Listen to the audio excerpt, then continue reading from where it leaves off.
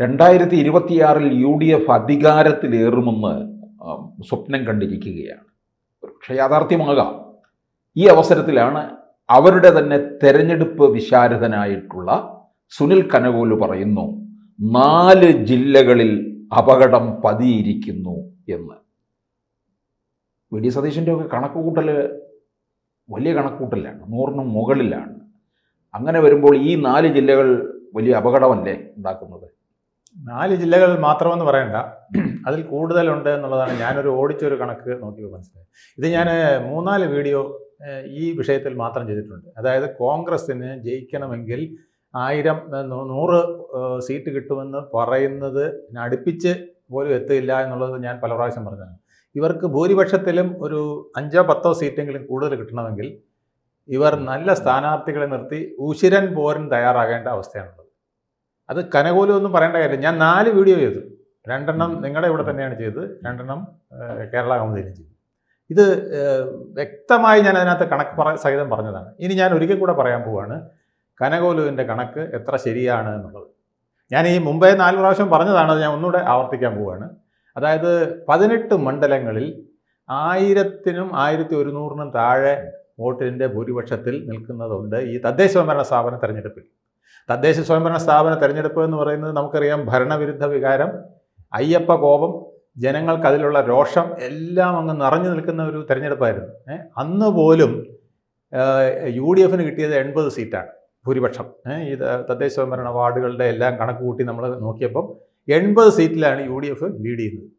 60 സീറ്റിലാണ് 60 59-ൽ LDFും ഒരെണ്ണത്തിൽ BJPയും. അങ്ങനെ 60 സീറ്റ് എന്ന് പറയാം പ്രതിപക്ഷത്ത് നിൽക്കുന്നത്.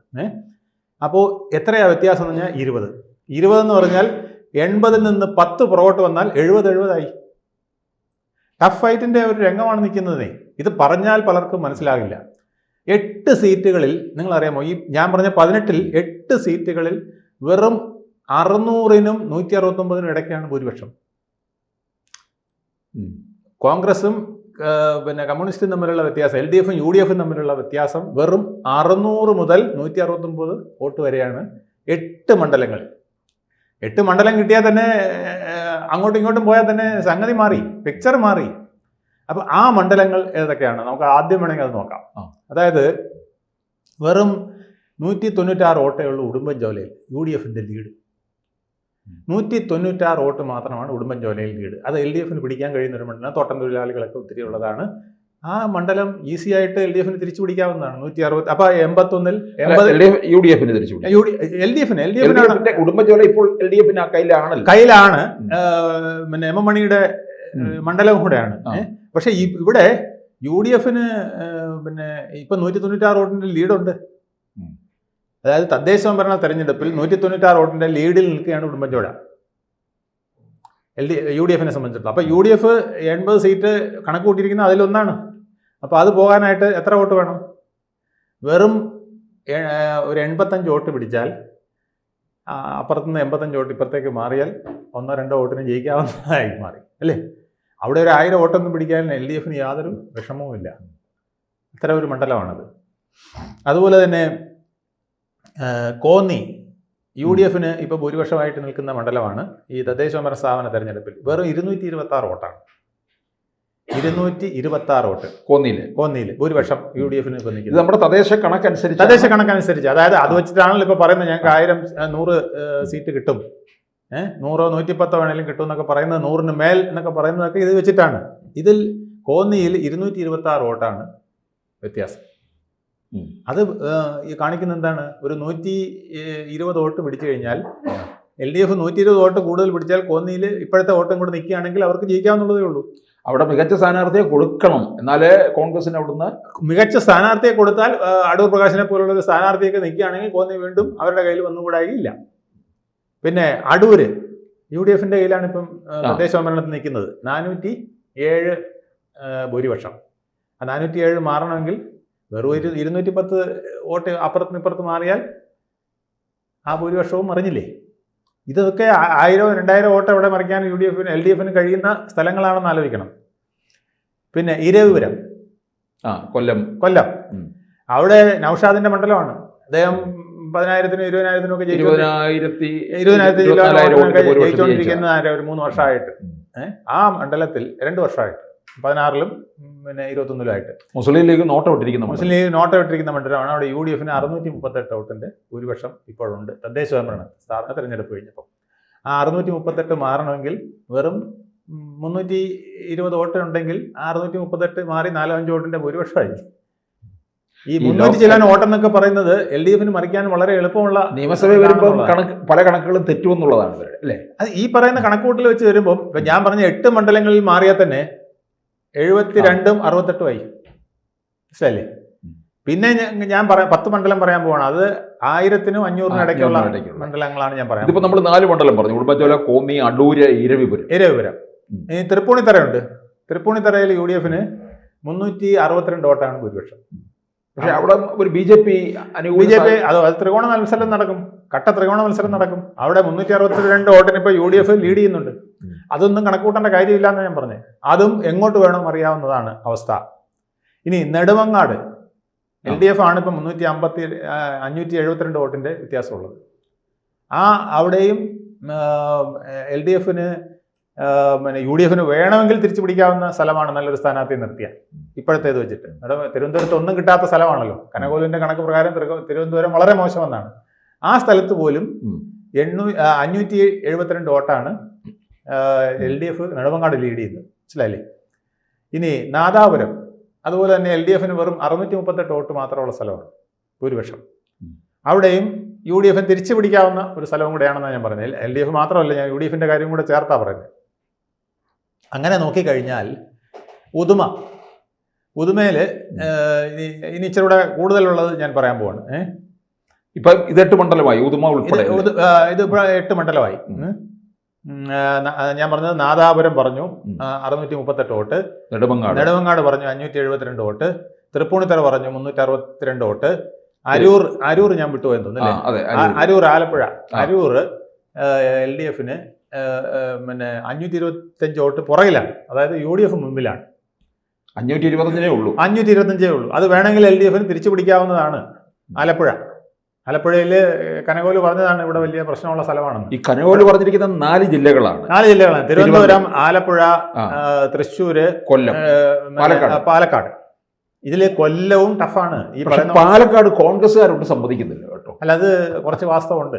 അതായത് കോൺഗ്രസ്സുകാർക്ക് പാലക്കാട് പിന്നെ രാഹുൽ മാങ്കൂട്ടത്തിനെ നിർത്തി ജയിപ്പിച്ചപ്പം അവർക്ക് ഒരു കാര്യം ബോധ്യമായിട്ടുണ്ട്: നല്ല കാൻഡിഡേറ്റ് ഉണ്ടെങ്കിൽ ചിലപ്പം പാലക്കാട് ചില മണ്ഡലങ്ങൾ മറിഞ്ഞു പോരും.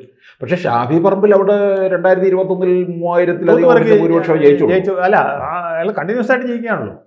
അപ്പൊ ആ ഒരു ട്രഡീഷൻ അവിടെ നിൽപ്പുണ്ട്.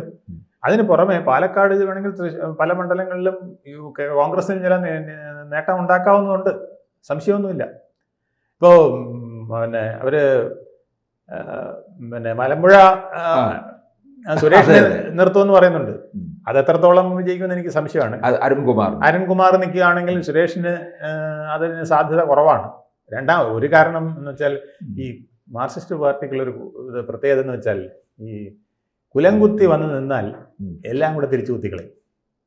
അത് എം വി രാഘവൻ മുതലുള്ള അനുഭവം നമുക്കറിയാം. എം വി രാഘവനെ ഓടിച്ചിട്ടാണ് പല മണ്ഡലം കഷ്ടിച്ചാണ് ജയിച്ചുകൊണ്ടിരുന്നത് എം വി രാഘവൻ പലയിടത്തും. അന്ന് അഴീക്കോടൊക്കെ ജയിച്ചത്, അഴീക്കോട് തോറ്റു എന്ന് എല്ലാവരും വിചാരിച്ചതാണ്. അവസാന നിമിഷമാണ് അദ്ദേഹം 2000-ന് അടുപ്പിച്ച് വോട്ടിന് ലീഡ് ചെയ്തത് ആദ്യത്തെ വാശിയേറിയ തെരഞ്ഞെടുപ്പ്. അതായത് അദ്ദേഹം മാറിയതിന് ശേഷം അവിടെ സുരേഷ് നിന്നാലാണ് അപകടം. സുരേഷ് നിന്നാൽ കുറെ കൂടെ വോട്ട് കോൺസെൻട്രേഷൻ വരുമെന്നാണ് ഞാൻ മനസ്സിലാക്കുന്നത്. കാരണം മാർക്സിസ്റ്റുകാരുടെ ഒരു ശൈലി അതാണ്. അവർക്ക് ചിലപ്പോൾ പാർട്ടി വിരോധവും മറ്റൊന്നുമൊക്കെ ചിലർക്ക് കാണും. ഇപ്പോഴത്തെ പോക്കിലൊക്കെ വിരോധമുള്ളതും പോലും ഈ കുലംകുത്തി വന്നു കഴിഞ്ഞാൽ തിരിഞ്ഞു കുത്തിക്കളയും. അത് അവരുടെ ഒരു പതിവ് ശൈലിയാണ്. അപ്പോൾ ഈ ഇദ്ദേഹത്തിനെ കുലംകുത്തിയാക്കി ചിത്രീകരിക്കുമോ, അതോ ഇനി ഇദ്ദേഹത്തിന് വിരുദ്ധ, അതായത് ഇപ്പോഴത്തെ ഔദ്യോഗിക പക്ഷത്തോട് വിരോധമുള്ളവരുടെയും കൂടെ വോട്ട്, കോൺഗ്രസിന്റെ വോട്ടും കൂടി നേടി അവിടെ ജയിക്കാൻ പറ്റുമോ എന്നുള്ളതാണ് കോൺഗ്രസ് ആലോചിക്കുന്ന ഒരു.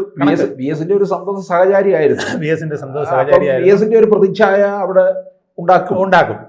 അത് തീർച്ചയായിട്ടും അത് ഗുണം ചെയ്യുമെന്നുള്ളതാണ് പറയുന്നത്. ഇനി നമുക്ക് മറ്റേ മണ്ഡലം കൂടെ നോക്കിയിട്ട്, അതായത് 1000-ന് താഴെ വരുന്ന മണ്ഡലങ്ങൾ. അപ്പോൾ ചങ്ങനാശ്ശേരി 1190 വോട്ടിനാണ് UDF ലീഡ് ചെയ്യുന്നത്. അതുപോലെ തന്നെ പിന്നെ ചിറയൻകീഴ് 474 വോട്ടേ ഉള്ളൂ കേട്ടോ LDFന്റെ ലീഡ്. LDFനുള്ള 474 വോട്ടിൻ്റെ ഉള്ളൂ ചിറയൻകീഴ്. അതുപോലെ പത്തനാപുരം LDFന് 1427 വോട്ടിൻ്റെ ഉള്ളൂ. അതൊക്കെ UDFന് വേണമെങ്കിൽ തിരിച്ചു പിടിക്കാവുന്ന സ്ഥലങ്ങളാണ്. അവിടെ ചാമക്കാല ആഞ്ഞ് പ്രവർത്തിച്ചുകൊണ്ടിരിക്കുകയാണ്. പാല 1523 വോട്ടിന് LDF ലീഡ് ചെയ്യാണ്. ചിലപ്പോൾ ജോസ് കെ മാണി വന്നാൽ ആ മണ്ഡലം തിരിച്ചു പിടിക്കാനും കഴിഞ്ഞേക്കും. അതുകൊണ്ടാണ് മത്സരിക്കുന്നത് റോഷി തന്നെ പറഞ്ഞതിന്റെ ഒരു ഉദ്ദേശവും മാണിയുടെ ധൈര്യവും, ഒരു പക്ഷേ ജോസ് കെ മാണിയുടെ ധൈര്യവും ഈ 1523 വോട്ടിന്റെ ലീഡായിരിക്കാം. അത് കാപ്പൻ വരുമ്പോൾ മാറി മറിയൂലെന്ന് പറയാൻ പറ്റില്ല. കാപ്പൻ ആ മണ്ഡലത്തിൽ ഒരുപാട് ബന്ധമുണ്ട്, മാണി സി കാപ്പനെ, അത് പറയാൻ പറ്റില്ല. എങ്കിലും അതുപോലെ തന്നെ വടക്കാഞ്ചേരിയിൽ 1742 വോട്ടിന് തൃശ്ശൂർ അനിലക്കരയുടെ മണ്ഡലം, അവിടെ UDFന് ലീഡുണ്ട്. അത് എപ്പോൾ വേണോ മാറി LDFനാണ് ലീഡ്. 1742 വോട്ട്, അതും UDFന് വേണമെങ്കിൽ തിരിച്ചു പിടിക്കാവുന്ന മണ്ഡലങ്ങളാണ്. ഗുരുവായൂർ LDF ആണ് ഇപ്പോൾ ലീഡ് ചെയ്യുന്നത് 1360. ഒരു പക്ഷേ നല്ലൊരു സ്ഥാനാർത്ഥിയെ നിർത്തിയാൽ, അവിടെയും ടൈറ്റ് ഒരു മത്സരം നടത്തിയാൽ ഒരു 700 വോട്ട് പിടിച്ചാൽ LDFന് വേണമെങ്കിൽ LDFിൽ നിന്ന് വേണമെങ്കിൽ തിരിച്ചു പിടിക്കാവുന്നതാണ് ഗുരുവായൂർ. അതുപോലെ ബേപ്പൂര് ഇപ്പം പിന്നെ അൻവർ വരുമ്പം അവിടെ ഒരു പൊടി പാറുന്ന പൂരം നടക്കും. 1340 വോട്ടിന്റെ വ്യത്യാസമേ ഉള്ളൂ LDF UDF തമ്മിൽ. LDF അവിടെ ലീഡ് ചെയ്യാണ് 1340 തദ്ദേശ ഭരണ സ്ഥാപന തെരഞ്ഞെടുപ്പ്. അപ്പോൾ അത് വേണമെങ്കിൽ അൻവറിന് തിരിച്ചു പിടിക്കാവുന്നുള്ളതേ ഉള്ളൂ. അപ്പോൾ അൻവർ വിട്ടുകൊടുക്കാതിരുന്നാൽ ഒരു പക്ഷേ അവിടെ 15,000 വോട്ടിന് അൻവറിന് ജയിക്കാൻ പറ്റുന്ന വിധത്തിലുള്ള സാഹചര്യം ഇപ്പോൾ ഉണ്ട്.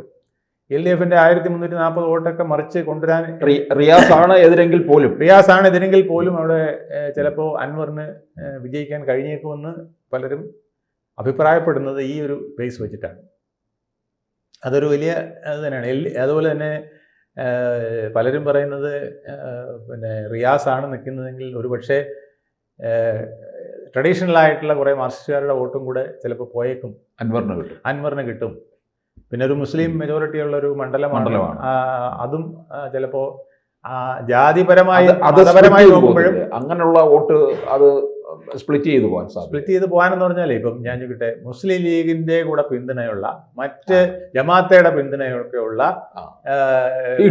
SDP-യുടെ ഒക്കെ പിന്തുണയുള്ള പിന്നെ ഒരു രാഷ്ട്രീയക്കാരൻ നിൽക്കുമ്പോൾ, അത് പ്രത്യേകിച്ച് അൻവർ എന്ന ഒരു മുസ്ലിം കാൻഡിഡേറ്റ് നിൽക്കുമ്പോൾ അൻവറിന് വോട്ട് ചെയ്യുമോ അതോ റിയാസിന് വോട്ട് ചെയ്യുമോ, ആ ഒരു പ്രശ്നമുണ്ട്. അത് വരുമ്പോൾ ബേപ്പൂർ ടഫായിട്ട് വരും. ഒരു പക്ഷേ അൻവർ 15,000 വോട്ടിന് ജയിക്കാൻ സാധ്യതയുണ്ടെന്നാണ് പലരും ഇപ്പോൾ പറയുന്നത് കേൾക്കുന്നത്. നമുക്കത് പൂർണ്ണമായിട്ടും നമുക്ക് പറയാൻ പറ്റില്ല, എങ്കിലും പൊതുവെയുള്ള ഒരു കേൾവി അങ്ങനെയാണ്. അതുപോലെ ഉദുമയിൽ UDF ഇപ്പോൾ 1010 വോട്ടിന് ലീഡ് ചെയ്യാണ്. അവിടെ ഒരു ത്രികോണ മത്സരം വരികയാണെങ്കിൽ ചിലപ്പോൾ അത് BJPക്ക് അനുകൂലമായിട്ട് വന്നുകൂടായികയില്ല, ചിലപ്പം മാർക്സിസ്റ്റുകാർക്ക് അനുകൂലമായിട്ട് വന്നുകൂടായില്ല. കോൺഗ്രസ്സുകാർ തന്നെ നല്ലൊരു ഉത്തമ സ്ഥാനാർത്ഥിയെ നിർത്തിയാൽ അവർക്കും പറയാൻ പറ്റില്ല. ഈ 110 എന്ന് പറയുക 1110 വോട്ട്, അത് വലിയൊരു ഭൂരിപക്ഷമല്ല. അത് UDFന് 500 വോട്ടിന്റെ വ്യത്യാസമാണ്. അതെങ്ങനെ വേണോ മാറി മറിഞ്ഞ് വരാവുന്ന ഒരു സ്ഥലമാണ്. ബാലുശ്ശേരി കോഴിക്കോട് സച്ചിൻ ദേവിന്റെ സ്ഥലമാണ്. 1227 വോട്ട് UDFന്. അപ്പൊ അത് വേണമെങ്കിൽ കൂട്ടിക്കൊണ്ടുവരാൻ അവർക്ക് നല്ലൊരു സ്ഥാനാർത്ഥി, സച്ചിൻ ദേവിനെ മത്സരിക്കാൻ കഴിഞ്ഞ തവണത്തെ പോലെ ചിലപ്പോൾ നല്ലൊരു കാൻഡിഡേറ്റിനെ കിട്ടിയാൽ വിജയിക്കാൻ കഴിഞ്ഞെന്നിരിക്കും.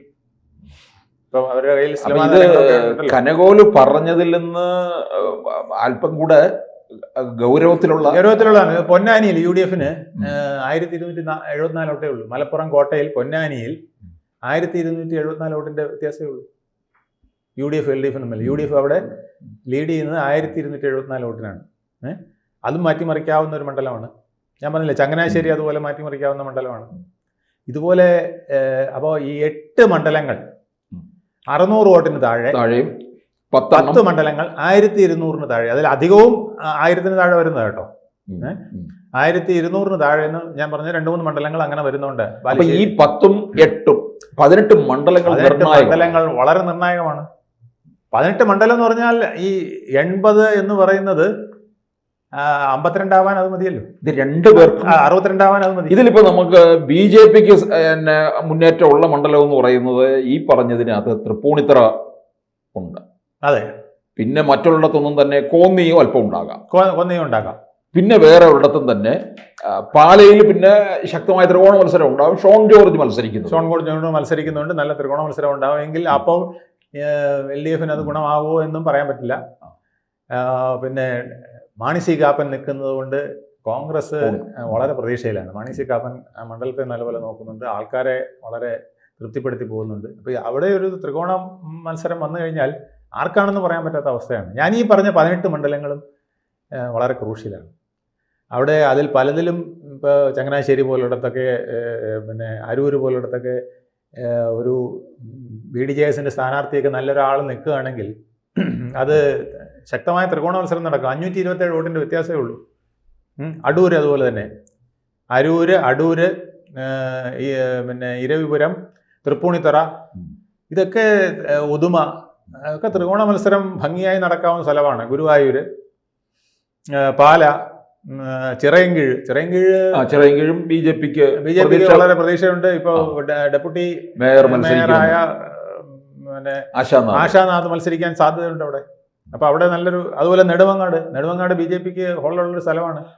അവിടെയും ആറ്റിങ്ങൽ പാർലമെന്റ് മണ്ഡലത്തിൽ വരുന്ന 572 വോട്ടിന്റെ വ്യത്യാസമേ ഉള്ളൂ. ഇത് ഞാൻ ഈ കുറഞ്ഞ മണ്ഡലങ്ങൾ അല്ലാത്തതും BJPക്ക് 40 മണ്ഡലങ്ങളിൽ പലതും അവർക്ക് ചാൻസ് ഉള്ളതാണ്. അപ്പോൾ കനകോല് പറഞ്ഞത് വളരെ ശരിയുണ്ട്. UDFന് ഈസി വാക്ക് ഓവർ അല്ല, LDFന് മുന്നേറ്റത്തിനുള്ള ചാൻസ് ഉണ്ട്. പക്ഷേ 40 മണ്ഡലങ്ങളിൽ BJPയുടെ ശക്തി എത്രത്തോളം പ്രയോഗിക്കപ്പെടുന്നു എന്നത് കൂടെ നിർണായകമാണ്. വെറും 70 കൊണ്ട് നിർത്താമെന്ന് ഇപ്പോൾ വിചാരിക്കേണ്ട. അതിനിടയ്ക്ക് BJPയുടെ 5, 10, 15, 20 എത്രയാണ് വരുന്നതെന്ന് നമുക്ക് പറയാൻ പറ്റില്ല. ഇത്തവണ നല്ല സ്ഥാനാർത്ഥികളെ അവർ നിർത്തും. നല്ല ഫൈറ്റിംഗ് സ്പിരിറ്റോട് കൂടി അവർ വരാനാണ് ഇപ്പോൾ ഡൽഹിക്ക് പോയിരിക്കുന്നതെന്നാണ് അറിയുന്നത്. കുറേ ആനുകൂല്യങ്ങളും മറ്റു കാര്യങ്ങളും കുറേ പ്രവർത്തനങ്ങളുമായിട്ട് അവരും മുന്നോട്ട് വന്നേക്കാം. അപ്പോൾ പ്രവചനാതീതം 2026 കേരള നിയമസഭ എന്ന് പറയേണ്ടിയിരിക്കും.